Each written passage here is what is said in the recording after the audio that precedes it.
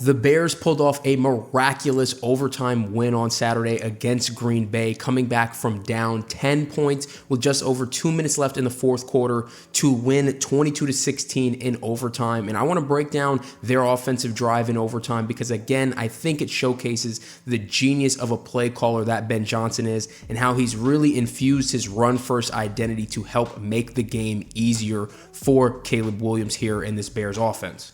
For context here, the Green Bay Packers at this point in the game have just given up an onside kick and a very late score in the end of the fourth quarter to get the game to go into overtime against Chicago. Chicago wins the toss, elects to kick first. So this is Green Bay's drive that started off on overtime. It is 4th and goal from the plus 45-yard line. And you're going to see here on this play, snap is mishandled between the center here, Malik Willis, who's filling in for Jordan Love, and that ends up leading to a turnover on downs for Chicago. So critical to note here when we start to talk about schematically what both the Bears and the Packers are doing, that the Bears would just need a field goal on their drive in overtime to win the game.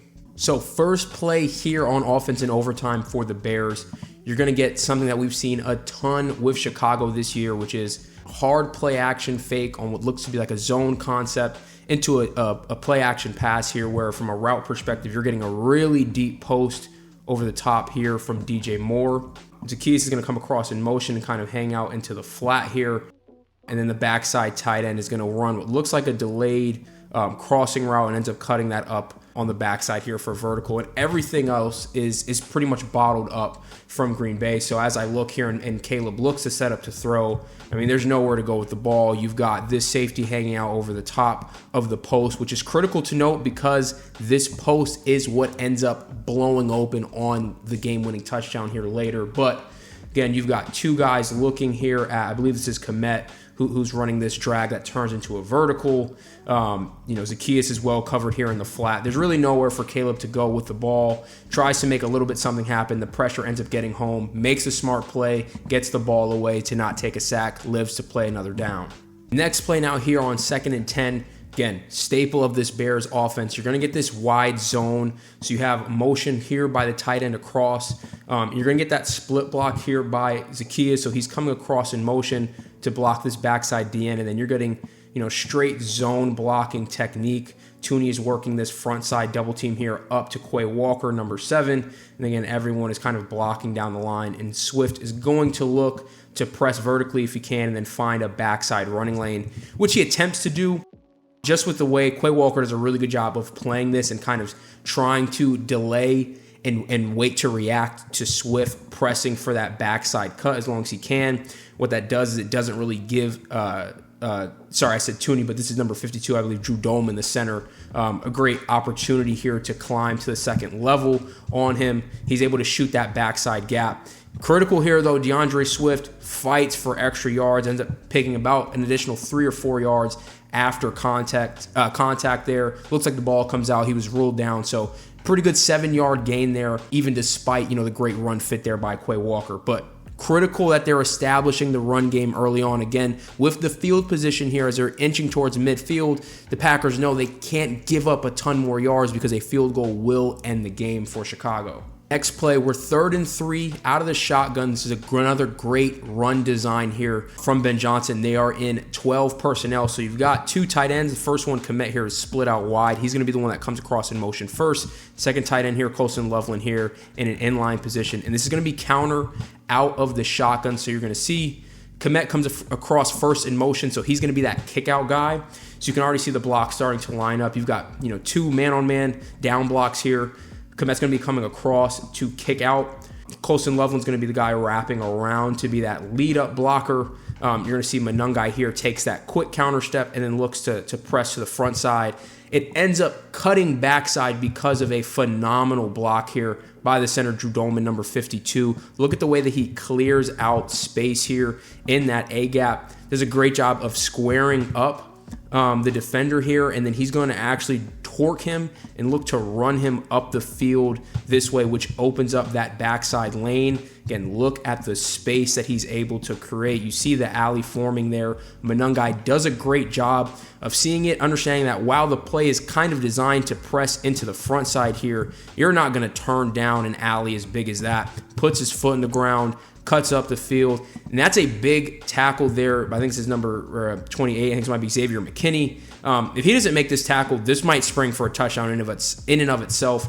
Ends up tripping him up. Again, though, an 11-yard gain, and now they are plus 50 into Green Bay territory. So now with all that context, we get to the play that I know a lot of you have seen, the big touchdown that wins the game. Why this works. Again, you've seen those last two plays. They've gotten gashed in the run game that the Packers have. So now you see they switch to a 5-down front. So you've got 5 guys walked up to the line of scrimmage. So looking to get more bodies into the box. You've got a 7-man box altogether. And what they end up playing is a different type of iteration of cover one. So typically cover one, again, you're going to have those man-to-man matchups here across the board with a safety over the top. Instead of that, you get a robber look from this safety. So instead of dropping to hold everything over the top, he's actually going to drop down and kind of play anything kind of underneath here in the middle of the field. So that's part of why you have this corner so far off of DJ Moore, because he understands he has no help over the top for any deep vertical routes that Moore ends up running. Now, from the Bears' perspective here, very, very heavy personnel. You've got 1 tight end, 2 tight ends coming across in motion. This is another tight end type lined up at fullback here. So 13 personnel for the Bears, and you're going to get, again, that same hard play action fake. So snap of the ball, they're selling that zone look with the fullback there. You see what that does to the second level of this Packers defense. So again, you've got the 5 guys already engaging on the line of scrimmage there.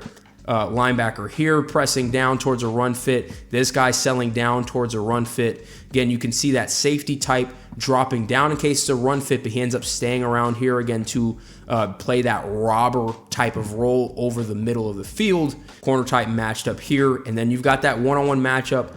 DJ Moore on this corner on the top side of the screen there. So with that being said, Caleb, coming out of the play action fake, immediately sees he's got the one-on-one matchup. Again, no help over the top for this corner. DJ Moore does a great job here of pressing on his toes, really trying to run as close to him as possible before getting into that break.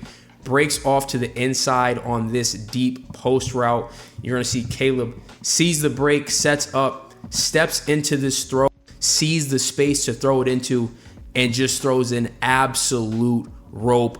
Unbelievable grab, in coverage by DJ Moore. But again, it's all set up by the play calling. It's executed perfectly. I want to take nothing away from the beauty of the throw and the ridiculously tough catch that this is from DJ Moore with the corner still draped on top of him. But it only springs this open with this look because they took the time to establish the run game on those last 2 plays of this particular drive in overtime, on top of the fact that they've already inched into fringe field goal range. So you keeping notes on all those things as a play caller, and Ben Johnson is one of the best to do it. 1st and 10, right outside of field goal range. You understand that the Packers have to get really stingy here, have to play a little bit more aggressively. They take advantage of that aggression right away. See the heavier box up front, run the hard play action fake off of it. You get those, scrape downs and looks from the backers here pressing into the box to play that run fit,